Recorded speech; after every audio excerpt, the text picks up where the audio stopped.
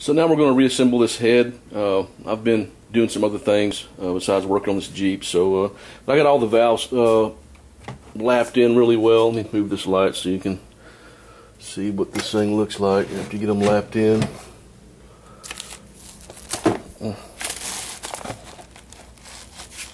Come here, you son of a buck. Alright, so I don't know if you can see that or not, but yeah, that's pretty good. That's what your valve face, or actually your seats, are going to look like. That's your valve seats. So, and because I didn't grind these things, I didn't actually grind these with a stone. I actually, just use lapping compound on these things. But whenever you do this, whenever you resurface your seat and valve face, you actually recess the valve into the head. And what that does when you do that is it actually, depending on how far you go in, it'll actually affect the closed seat pressure of your valve. So what you'll need to do is you'll need to buy some of these shims right here, and this is 30 thousandths of an inch thickness.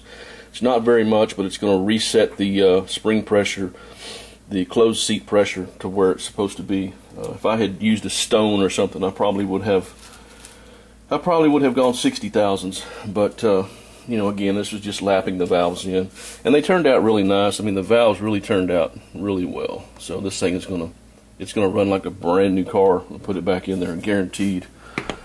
I've got the valve seals on there. This is so hard to do with one hand. This thing is so heavy, man. This old 6-cylinder.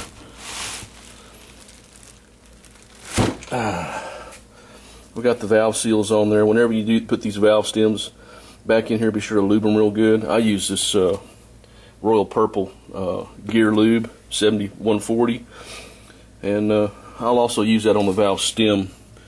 When I put the valve back through the valve guide, I'll put some of this heavy lube on there, and lubricate that valve stem and valve guide real well.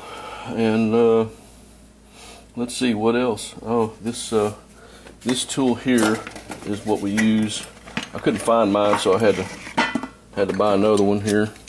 This is the tool that we use to compress the spring. It just grabs the spring with these two hooks, and then you turn it down and put this piece here on the retainer lock right here, and then it pushes the valve spring.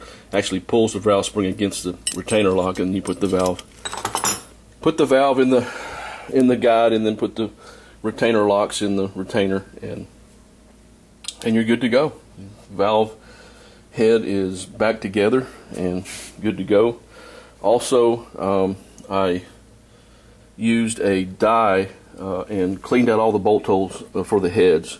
Of course, cleaned all the bolts, made them immaculate, make sure there's no stretching or deformation of the threads. And then I used a die and ran that die into the block to clean those threads in the block, so that when I torque this thing, it doesn't slip. Because sometimes when you have a deformation in the threads of your bolt, sometimes it can cause it to slip a little bit, and when you're trying to torque it, you can be off on your torque. So it's really good to make sure that you have really clean threads to torque this thing down. And I guess that's about it. I'm going to go ahead and pop the valves in this thing, get this over with, and put this head back on there if I can get somebody to help me lift it. This thing weighs 1,000 pounds. So, alright guys, that's all I got for now. I'm just trying to get this stupid thing back up and running again. I still got to weld up my exhaust. Again, I haven't even worked on this thing in a week, and it took a long time to get these right here. Oh, by the way, these right here, these shims actually go under the valve like that. They just sit on top of that seat.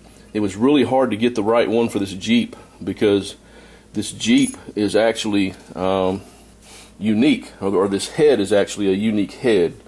It's actually a good one. It actually has a real thick casting, and it's not like the newer Jeeps. This is a 96 model, and the newer ones actually have a recess on the outside of this, on this lip right here. It's actually recessed up, so this shim actually will fit down in there like it's supposed to. I had to worry about the ID on this so it wouldn't be sloppy, you know what I mean? So it took me some time to get the right one. for some reason. I don't know why. You'd think a machine shop would have those in stock, but anyway. So that's where I'm at. I'm gonna put this thing back together, and I guess I'll make a video when I get it all back together, and when I start it up, I'll make a video. We'll see how it starts up. All right, guys, peace. I'm out.